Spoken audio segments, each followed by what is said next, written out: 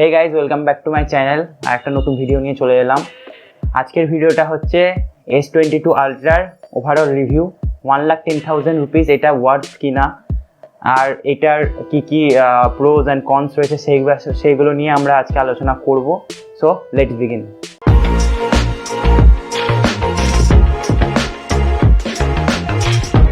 So এই ফোনটা আমাকে অ্যারেঞ্জ করাতে সাহায্য করেছে হচ্ছে আদর্শ ইনফোটেক। তাদের লোকেশনটা আমি আমার ডেসক্রিপশন বক্সে গুগল ম্যাপসের থ্রু আমি পিন করে দেবো। আর হ্যাঁ, তাদের ফোন নাম্বারটা তোমরা এখানে দেখতে পাচ্ছ, আমি ফোন নাম্বারটা আমার ডেসক্রিপশন বক্সেও দিয়ে দেবো। তোমরা যে কোনো রকম অ্যান্ড্রয়েড অ্যান্ড iOS ফোন যদি কিনতে চাও তো অবশ্যই আদর্শ ইনফোটেকে যোগাযোগ করবে। আদর্শ ইনফোটেকে আমার চ্যানেলের থ্রুতে গেলে তোমরা অবশ্যই একটা স্পেশাল ডিসকাউন্টের অফার পেয়ে যাবে। আর আদর্শ ইনফোটেকে তোমরা যে কোনো রকম মোবাইল অ্যাক্সেসরিজ থেকে শুরু করে বিভিন্ন ধরনের হেডফোনসও তোমরা পেয়ে যাবে। So go and check it out. A few moments later. So first of all যদি S22 আলট্রার আমি বিল্ড কোয়ালিটি নিয়ে কথা বলি, তো বিল্ড কোয়ালিটি নিয়ে আমার কাছে বেশ ভালো লেগেছে। এখানে সাইড প্যানেলগুলোতে অ্যালুমিনিয়াম ফ্রেম ইউজ করা হয়েছে, আর পিছনে রয়েছে গ্লাস ব্যাগ। যে গ্লাস ব্যাগটা আছে সেটা হচ্ছে কর্নিং গরিলা গ্লাস ভিক্টাস প্লাসের প্রোটেকশন দেওয়া হয়েছে। সো এইটা গেল হচ্ছে এর ব্যাক বিল্ড কোয়ালিটি কথা। তো ব্যাক ডিজাইনটা আমার কাছে কেমন, ব্যাক ডিজাইন এখানে হচ্ছে চারটে ক্যামেরা, এখানে 5টা মডিউল দেখতে পাচ্ছ, কিন্তু আসলে এটা আমাদের 4টে ক্যামেরা, একটা হচ্ছে ওই লেজার সেন্সার অটো ফোকাসিংয়ের জন্য। আর এর সাইড প্যানেলে রয়েছে ভলিউম আপ অ্যান্ড ডাউন আর পাওয়ার অন অফ বাটন। আমার কাছে এর পজিশানগুলো বেশ ভালোই লেগেছে। ভলিউম আপ অ্যান্ড ডাউন ভালোই ক্লিকেবল, সেগুলো কোনো নিয়ে প্রবলেম নাই। সাইডে প্রচুর 5G ব্যান্ড রয়েছে। তো এই মোবাইলটা যদি আমি থিকনেসের কথা বলি, তো থিকনেসটা রয়েছে 6.9 মিলিমিটার, আর এর ওয়েটটা রয়েছে 266 গ্রাম, যেটা স্যামসাং ভালো ওয়েট ডিস্ট্রিবিউশন করেছে। আর এটা IP68 প্রো, মানে ওয়াটার ডাস্ট রেজিস্ট্যান্ট একদম। সেই সব বিষয়ে তো স্যামসাং অলরেডি বেস্ট। সো যদি এবার ডিসপ্লের কথা বলি, তো স্যামসাং এখানে ইউজ করে 6.8 ইঞ্চেসের একটা সুপার অ্যামোলেড 120 হার্জ রিফ্রেশ রেটের একটা প্যানেল, যেটা LTPO সেকেন্ড জেনারেশন। আর এর পিক ব্রাইটনেস হচ্ছে 750 নিটস অব্দি। কিন্তু এখানে স্যামসাংয়ের 750 নিটসটা আমার কাছে অতটা ব্রাইট মনে হয়নি, কারণ হচ্ছে যেটা অ্যাপেলের 13 প্রো ম্যাক্স আছে সেটাতে 1300 নিটস পিক ব্রাইটনেস আছে। সো ওইটা বেশি আমার কাছে ব্রাইট মনে হয়েছে এটার তুলনায়, 750 নিটসের তুলনায়। স্যামসাং এটা কেন করেছে সেটা আমি বুঝতে পারছি না, কিন্তু হচ্ছে এটাই ট্রুথ যে 1300 nits much more brighter than 750 nits. এটা তো গেলো ব্রাইটনেসের কথা। তো ব্রাইটনেসের ছাড়া যখন তোমরা এটাতে মিডিয়া কনজাম্পশন করবে, তখন তোমরা এটার ডিসপ্লেটার মেন ফিচার্সটাকে উপভোগ করতে পারবে। মানে এটার যে colour consumption, saturation level, picture quality যেটা এই ফোনটা প্রোভাইড করছে এই প্রাইস সেগমেন্টে, সেটা অন্য কোনো ফোন অ্যান্ড্রয়েড ওয়ার্ল্ডের মধ্যে প্রোভাইড করছে না। কারণ যখন এর মধ্যে রয়েছে HDR10+এর সাপোর্ট, ওয়াইড ওয়ান L1 এর সাপোর্ট, সব ধরনের সাপোর্ট দেওয়া রয়েছে। যখন যে তোমরা 4K HDR ভিডিও খুব সহজে তোমরা এটা দেখতে পাবে, এগুলোতে কোনো রকম প্রবলেম নেই। সো এবার পারফরমেন্সের কথায় আসা যাক। সো স্যামসাং এখানে ইউজ করেছে হচ্ছে Snapdragon 8 Gen 1 processor with UFS 3.1 storage. যে কোনো app super smoothly battery smooth হবে একদম খোলার সময়। কিন্তু এর মধ্যে যে 120 হার্জ ডিসপ্লেটা রয়েছে সেটা আমার কাছে একদম ফালতু লেগেছে। মানে আমি অলরেডি IQ7 ইউজ করি, তো IQ7 এর মধ্যে 120 hertz and 60 hertz and smart control বলে 3টে আলাদা আলাদা ফিচার্স রয়েছে, সেটাকে আলাদা আলাদাভাবে ভাগ করা যায়। কিন্তু এটার মধ্যে অ্যাডাপটিভ রিফ্রেশ রেটের জন্য 120 হার্জটা খুবই বাজেভাবে ফ্ল্যাকচুয়েট করে, 90 হার্জ টু 60 হার্জের মধ্যে খুবই বাজেভাবে ফ্ল্যাকচুয়েট করে, যেটা আমার কাছে একদমই স্মুথ বলে মনে হয়নি।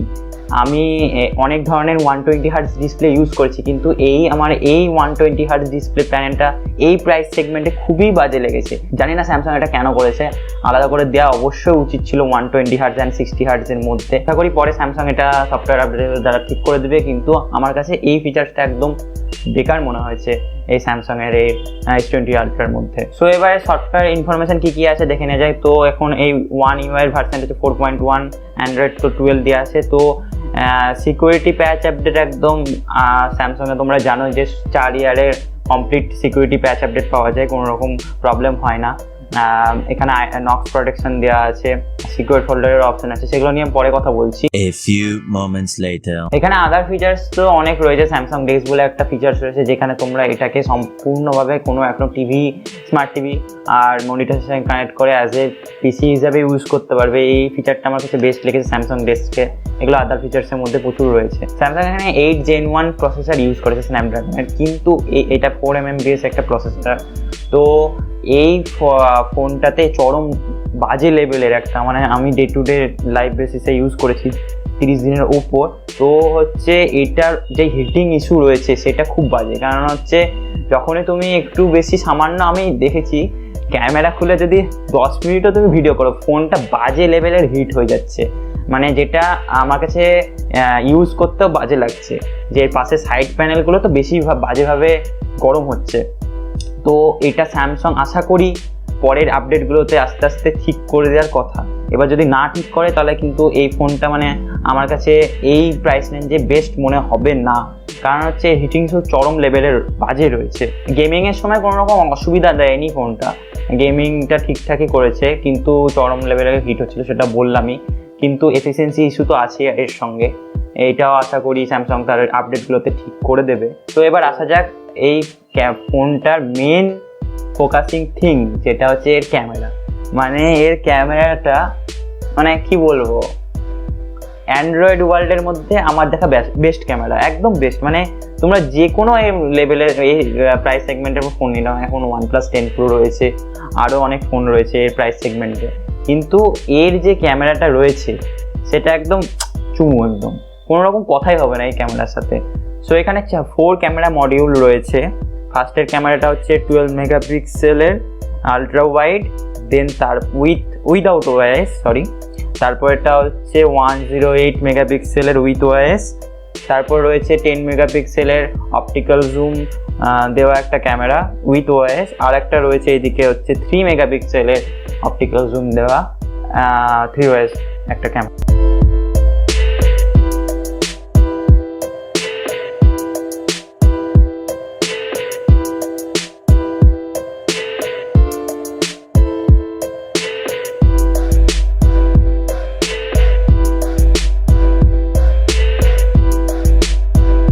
সো এটা হচ্ছে portrait video.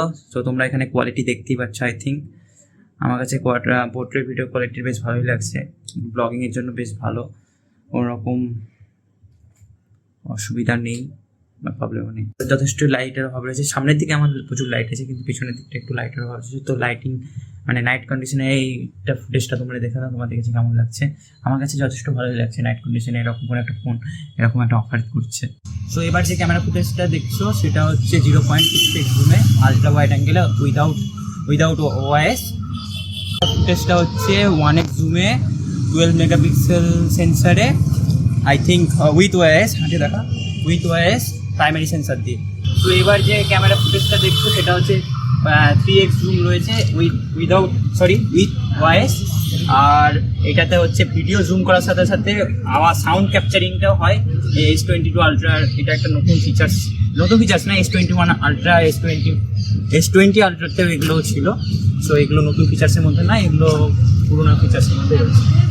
A few moments later. So এর ক্যামেরাটা আমার কাছে একদম বেস্ট লেগেছে, কোনো প্রবলেমই নেই। শুধু পোর্ট্রেট মোডে ছবি তোলার সময় যে ডেপথ মেমোরিটা একটু প্রবলেম রয়েছে, সেটা অতটা কোনো প্রবলেমের বিষয় না। সো এবার আসা যাক ব্যাটারি লাইফের কথায়। এখানে স্যামসাং ইউজ করেছে 5000 mAh ব্যাটারি, 4mm চিপসেট। দুদিন ভাবছো যে তোমরা দুদিন চলে যাবে ফুল চার্জে, কিন্তু একদমই না, একদমই সেটা যাবে না। একটা সকালবেলায় ফুল চার্জ করে বেড়ানোর পর হচ্ছে আমি ডেলি লাইফ বেসিসে ইউজ করেছি, তো 7 থেকে 8 ঘন্টা যাচ্ছে, তার বেশি একদম যাচ্ছে না। এইটা স্যামসাংকে ফিক্স করা অবশ্যই প্রয়োজন। এটা একদম মানে বাজেভাবে ব্যাটারি লাইফ দিচ্ছে আমাকে, এটা আমি ডিসঅ্যাপয়েন্ট হয়েছি এখান থেকে, স্যামসাংয়ের কাছ থেকে।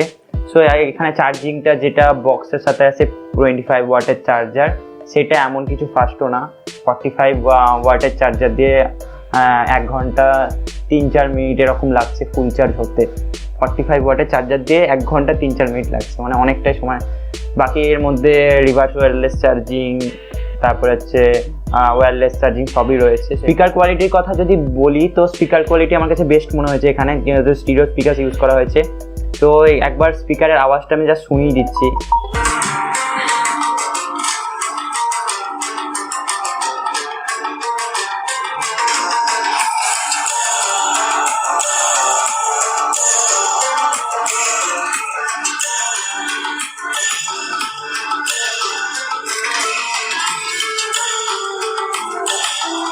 তো স্পিকার কোয়ালিটি আমার কাছে বেশ ভালোই হয়েছে, মানে মিডিয়া কনজাম্পশন ভালো হবে। আর একটা ব্লুটুথ স্পিকারের মতনই আওয়াজ এখান থেকে প্রডিউস হচ্ছে, স্পিকার নিয়ে কোনো প্রবলেম নেই। তো এবার যদি বায়োমেট্রিকের কথা বলি তো এখানে স্যামসাং ইউজ করে হচ্ছে তার আলট্রাসনিক ফিঙ্গারপ্রিন্ট স্ক্যানার। তো এখানে আলট্রাসনিক ফিঙ্গারপ্রিন্ট স্ক্যানার আমার কাছে ভালোই মনে হয়েছে, মানে প্রত্যেকবারই কোনো রকম প্রবলেম ছাড়া আনলক হয়ে যাচ্ছিল। আর ফেস আনলকটাও আমার কাছে ভালো মনে হয়েছে, খুব তাড়াতাড়ি আনলক করে দিচ্ছিল, অনেকবারই কোনোবারই প্রবলেম হয়নি। হ্যাঁ, শুধু ফিঙ্গারপ্রিন্ট সেন্সারটা যখন আমি পাশ দিয়ে করছিলাম সেটা তখন মাঝে মাঝে ফেল হচ্ছিল, সেটা বড় ইস্যু না। সো যদি এবার সিকিউরিটির কথা বলি, যেটা আমি মাঝখানেও বলছিলাম, তো এখানে নক্স সিকিউরিটি আছে, যেটা একদম সিকিউর আমার কাছে মনে হয়েছে। বড় বড় বিজনেসম্যানরা এই জন্য এই ফোনগুলোকে ইউজ করে, মানে স্যামসাং এই দিক থেকে একদম কোনো রকম কম্প্রোমাইজ করেও না। নক্স প্রোটেকশন ভালো আমার কাছে মনে হয়, মানে কোনো হ্যাকার খুব সহজে তোমার ডাটা যে চুরি করে নিয়ে চলে যাবে সেটা পারবেই না। সো এবার যদি এস পেনের কথা বলি, এর সঙ্গে তো এস পেন অবশ্যই আছে, কারণ হচ্ছে স্যামসাং এখন নোট সিরিজটাকে আসলে এটা নোট 22 আলট্রা বলা যায়, কিন্তু আসলে নোট সিরিজটাকে উঠিয়ে দিয়েছে, S22 আলট্রা করে দিয়েছে। হচ্ছে এর সঙ্গে একটা এস পেন আছে। সো এস পেনটা আমি রেখেছিলাম এক জায়গায়, কিন্তু এস পেনটা আসলে খুঁজে পাচ্ছি না, তো ভিডিওতে আমি দেখাতে পারছি না, কিন্তু আমি ভিডিও ক্লিপ অবশ্যই দিয়ে দেবো এস পেনটা কী করে কী কাজ করে। তো এবার আসা যাক এই ফোনটা যে 1,10,000 টাকার দাম, সেই 1,10,000 টাকাটা যে জাস্টিফাই করে কি করে না।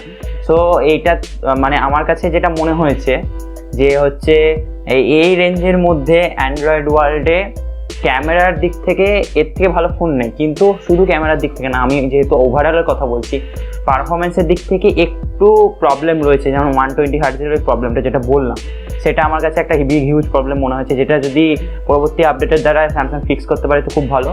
আর যেটা রয়েছে হচ্ছে এর ডেইলি লাইফ ইউজে ব্যাটারি লাইফের কথা, মানে 7 ঘন্টা আমার কাছে যেটা একদম ভালো মনে হয়নি।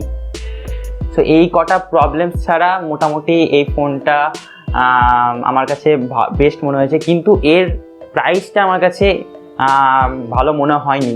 1,10,000 টাকা দিয়ে এটা নেওয়ার থেকে আর একটু বেশি টাকা দিয়ে যদি তোমরা স্যামসাং না আইফোন 13 প্রোটা নিতে পারো, তো মাচ মোর ভ্যালু ওটা হবে আমার মনে হয়। কিন্তু যাদের একটা ভালো ক্যামেরা ফোন দরকার উইথ হচ্ছে গুড সিকিউরিটি, আর একটা যেহেতু তোমরা জানো স্যামসাংটা রিলায়েবল ব্র্যান্ড, এটা নিয়ে কোনো কথাই হবে না, সিকিউরিটি নিয়ে ক্যামেরা নিয়েও কথা হবে না, এর কন্টেন্ট কনজাম্পশনও দারুণ।